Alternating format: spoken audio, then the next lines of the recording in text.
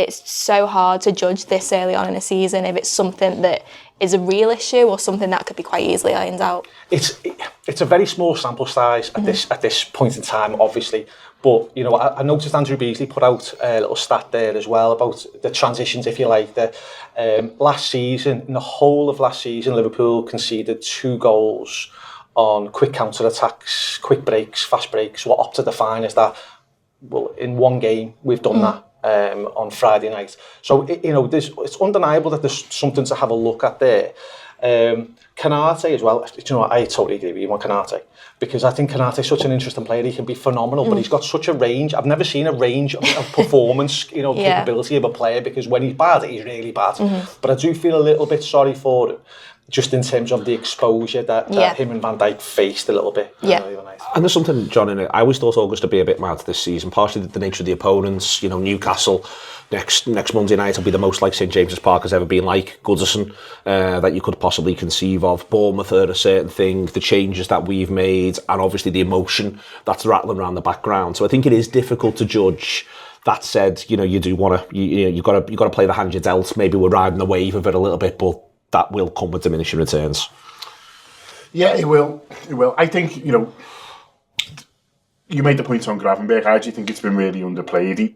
We need to talk about that Andrew Beasley point. He starts 37 league games last year, and the one he misses is Chelsea away, which is like, you know, whatever. So if you say, well, we were like this last year, and then we've been like this in the first game, well, for me, the biggest difference is he's not there. And people could say he's not a traditional number 6. You know, he's not exactly... And he wasn't the Charity Shield either. No, he wasn't. He wasn't the Charity Shield, and that's another one. And so I think I'm not looking too much into it until he's back in there, because for me, that's sort of the greatest change. I take it there's been other changes around the pitch. There's 2 new full-backs.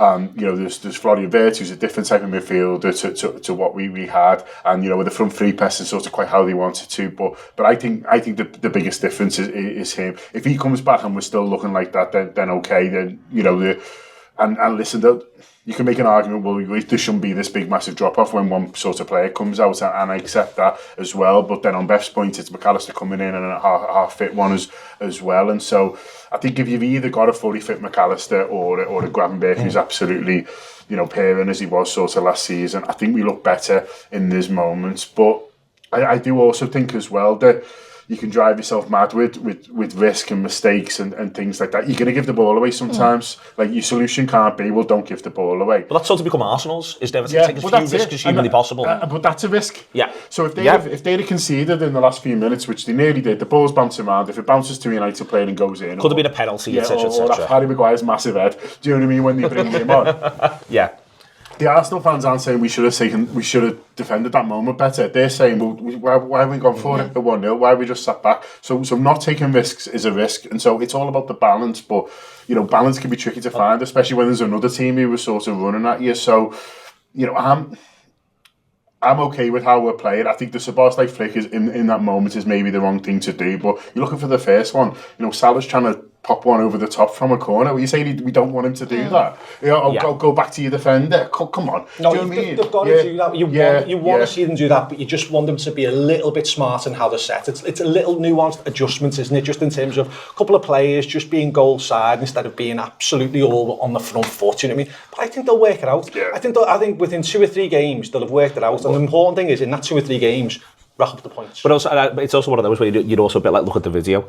You've got the video, you can go and sit down with them and go, lads, the same thing they were saying on Sky, I can say to you, I'm just going to stick up for you on Sky, but let's have a chat about it now. Yeah. There is I think with the Beth you mentioned there about Arsenal, you know, it's 1 goal from a set piece, don't even create anything a note from open play. Chelsea don't score, don't create much. I watched that game, I thought it was dreadful. Newcastle playing against 10 men, these are the other Champions League teams. City looked like an attacking force and the big man looked like himself. He did, yeah, and I think, you know, for all of the talk about new strikers and new attacking players coming into the league, Haaland is still the main man. And, you know, even last season, he obviously misses a significant spell through injury, and he's still right up there in the goal scoring chart. So, you know, if he can stay fit and he can keep firing in the way that we know that he can, then City, you know, they can't be discounted. And they've done some great business, not just this summer, but, you know, going back to January as well. You know, Marmoush, did he start on? Didn't start, no, comes on. But they've got him. But they've got him, and he's a great player. Reinders looks unfortunately like a fantastic. Looks like a City player signing. is my biggest worry. Yeah. I think he'll have strengths and weaknesses, but he already looks like a City player. Yeah, Cherky obviously gets his goal as well. So I think City, you know, they might not quite be the formidable force in terms of that they're winning absolutely every game, you know, with the relentlessness that we've seen them do in the past, but they're still a real threat. And I think, you know, it's such a cliche, but the hardest thing to do in football is score goals, and they score, 4 on Saturday, and make it look quite easy. So they are probably still Liverpool's biggest threat, as much as Arsenal, I think, have done some good business and defensively still look, you know, very good.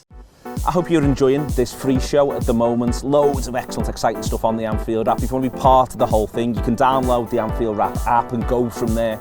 Or you can subscribe via the YouTube membership as well for video-only content and other bits and pieces. We love doing these shows. We love that you watch them. So come, be part of the journey with us.